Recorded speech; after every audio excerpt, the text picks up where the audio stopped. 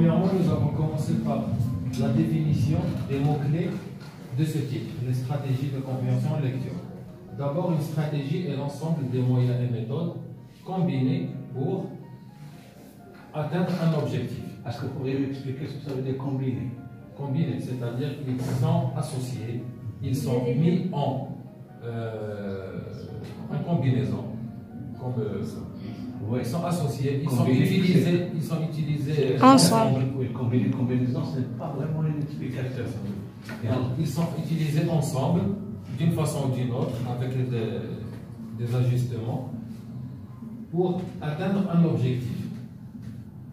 Deuxièmement, la lecture. C'est un processus cognitif faisant appel à différents niveaux de la pensée par lequel une personne interagit avec un texte dans un contexte donné. La compréhension en lecture, c'est comprendre un texte, c'est s'en faire une représentation mentale cohérente en combinant les informations explicites et implicites qu'il contient à propos à avoir des hypothèses correctes. Si tu leur dis que vos hypothèses sont fausses, ils ne veulent plus. Il faut toujours comparer ce que l'élève sait déjà et ce qu'il va ajouter comme connaissance. Intégrer les connaissances nouvelles, ça veut dire il faut toujours, il faut toujours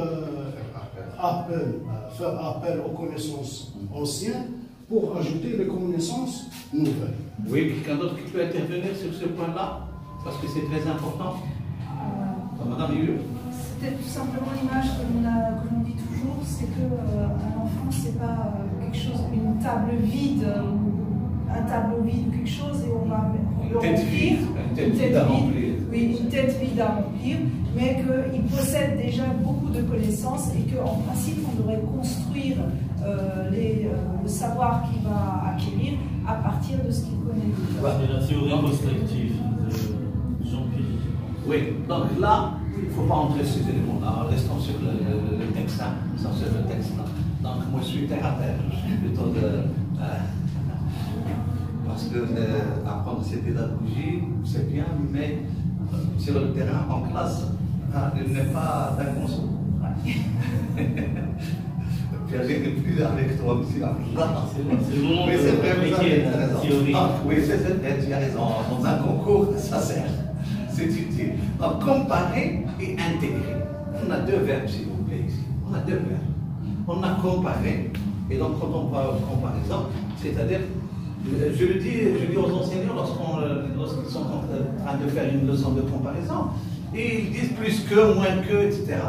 Et moi, je leur dis, est-ce que dans la vie, on marche dans la rue, et je dis, il est plus petit que, il est plus grand que, il est moins jeune que, il est... Est-ce que je le dis, je marche et je dis ça?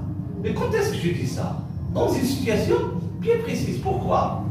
Pour porter un jugement. C'est ça ce qu'il faudrait expliquer aux enfants. Ne pas simplement faire de la grammaire formelle, plus adjectif, plus que, hein, c'est le comparatif de supériorité, moins que c'est comparatif d'infériorité. Non, il faudrait leur expliquer que ça, on le fait, on le dit, on l'utilise dans une situation de communication. Quand est-ce que je dis il est plus petit que l'autre? Par exemple, je suis dans une classe, je ne vais pas mettre cet élève au fond de la classe parce qu'il est plus petit que les autres. Alors qu'il a une petite taille, donc il est plus petit que les autres. Donc c'est pas pourquoi j'ai employé plus petit que, parce que je suis dans une situation de communication. Même chose là, comparer. Lorsqu'on dit comparer, eh bien l'élève doit normalement dire j'ai des connaissances anciennes. Mais est-ce que ces connaissances anciennes vont-elles toutes me servir, ou bien je dois sélectionner des connaissances qui sont en rapport avec les connaissances nouvelles qui vont m'aider à intérioriser ou à posséder les prédictions. Oui.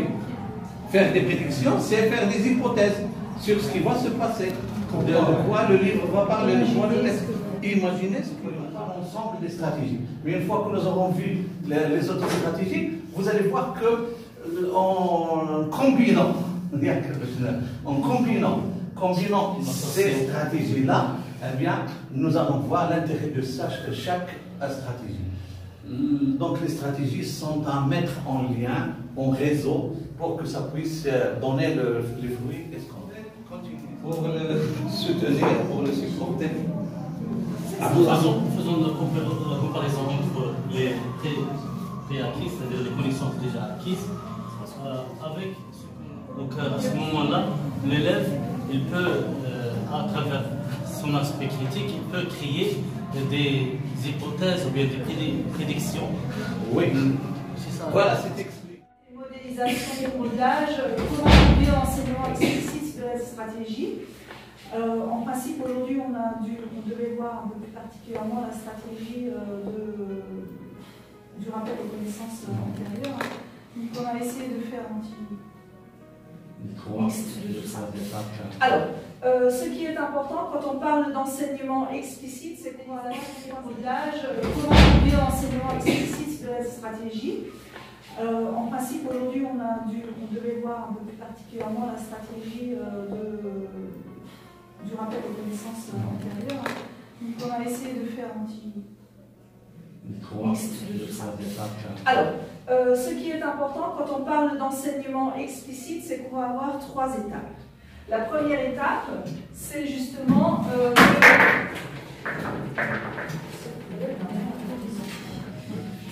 cette étape. La première étape est donc le modelage.